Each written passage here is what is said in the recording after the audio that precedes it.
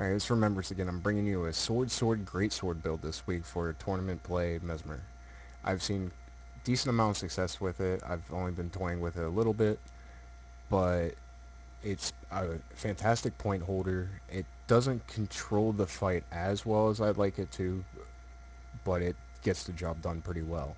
It actually holds its own pretty well in 2v3 or 1v3s and 1v2s pretty well. Alright, so we're going to get into it.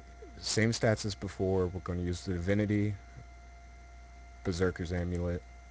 But for the weapons, I changed up the weapons a bit. I'm using the Bloodlust rune. It helps a lot considering the fact that you lose a little bit of power, but if you ever get in a team fight, you're going to have, if you swap to your great sword, you're going to get the Bloodlust stack as long as you've hit them with at least an auto attack and your great sword is out when they die. For the swords, I'm going with the Sigil Superior Fire over 5% damage now. I'm actually running this on all my builds now. I've done some testing and some parsing.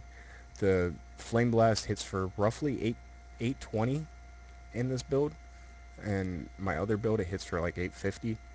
So overall, you're getting more damage from the Flame Blast than you are from the 5% damage increase.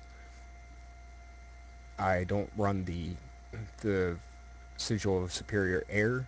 It does not seem to proc anywhere near as much. Plus, this is AoE, so if you're in a decent team fight, this AoE isn't that small. It's a good medium range. I'd say it's about 500 radius.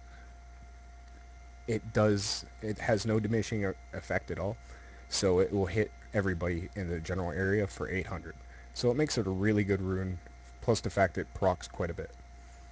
And then I'm running critical chance because I lose a lot of critical in this build. I actually lost 5%, roughly.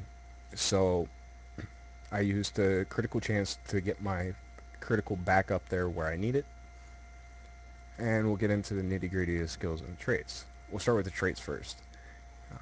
Basically the same as before. I run Empowered Illusions and Domination and Greatsword Training. In under dueling, I dropped it down from 30 to 20. I actually have a similar build with my sword pistol as well, where I drop it down.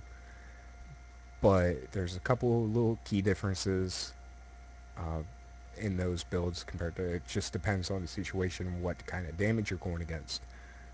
But for this kind of build with the sword dagger, sword build, you want that extra durability at all times because you're in closer at all times. So we're going blade training and desperate decoy. You can change it around a little bit, but I like having the desperate decoy just in case. I mean, you could switch it for phantasmal fury, give your phantasms a little bit more crit. Your mileage may vary, but I like having, if I get to 25%, I'm already in in tons and tons of trouble. I want to use my desperate decoy to get out of there. Under chaos, I'm running 15-15 instead of 10-10 now. I run my illusionary defense, and the main thing is this illusionary membrane. You gain protection for 2 seconds when you gain regeneration. Well, under inspiration, I'm running the 15 trait because of the synergy with that. Phantasms grant near regeneration nearby allies. So if you're running a berserker and you're running a swordsman, they're close to you at all times because they're chasing down the enemy. They're close quarters. They're not like the duelists where they sit back.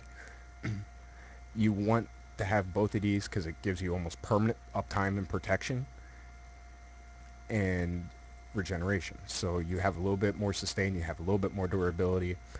Overall, it's a really good build. Pick. So under inspiration, I went with persisting images. I went with the movement speed before.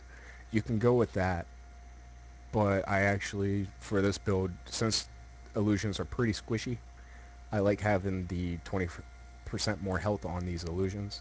And when you couple that with the only other skill I actually changed, it was my utility skill from mirror images over to signet illusions.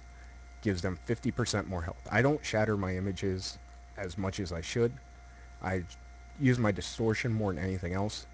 when I do shatter, but having just in case you can hit your recharge, pop it again, get out some illusions, and go back into invisibility for another 3 seconds. It's a little bit more survivability. Like I said, this entire build is built on surviving and controlling a fight.